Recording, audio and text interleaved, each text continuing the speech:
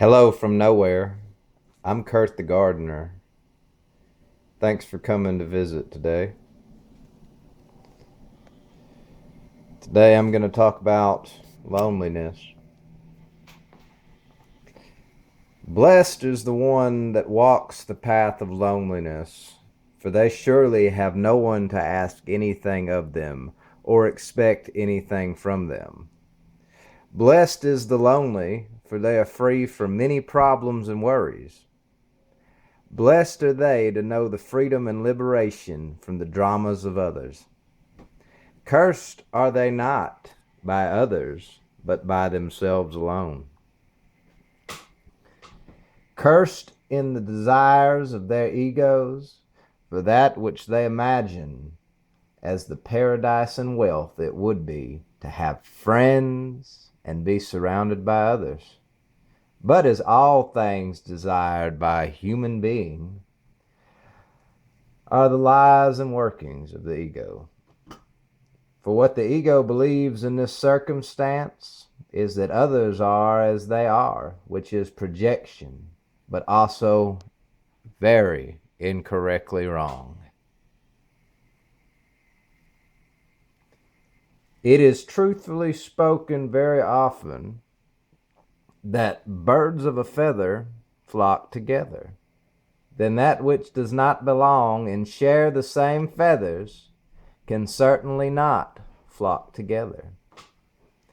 This is only a curse if you see it as such. It is only pain if you feel it as such, and is the only suffering if you suffer it. All of which of these are choices. The reality is that you are never alone upon this earth, and therefore you can never be lonely. Isn't that great news? For what runs through you, consciousness, energy, spirit, life, whatever you want to call it, in the modern age, I believe we can see it as Wi-Fi. For what runs through you and gives you life also runs through the smallest ant to the largest oak tree. There is always life communicating with you through the senses, such as your ears, your scent, your taste, your feel, your sight. It's merely overlooked as a result of not seeing anything but other people as worth sharing and spending your time with. In these times in which we exist and live, there are many people who suffer that which they have brought upon themselves.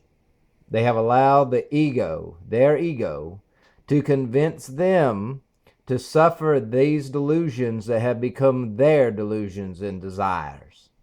The ego is never going to tell you that you have a choice and that you don't have to give it what it wants and give in to what it wants. This is your choice.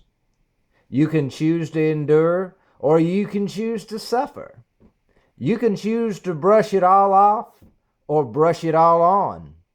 You can choose to take the seeds of your circumstances and times and carefully, meticulously sow them, or you can throw them as hard as you can through the air and across the ground, and that there they will still sprout, flourish, and blossom.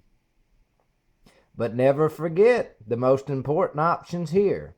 You can choose to wear the chains and be shackled, or you can choose to be free, like the wild animals that live and flow through their lives like a raging river courses and flows like thunderous lightning through the beds and ravines of this land called Earth and dimension called living existence.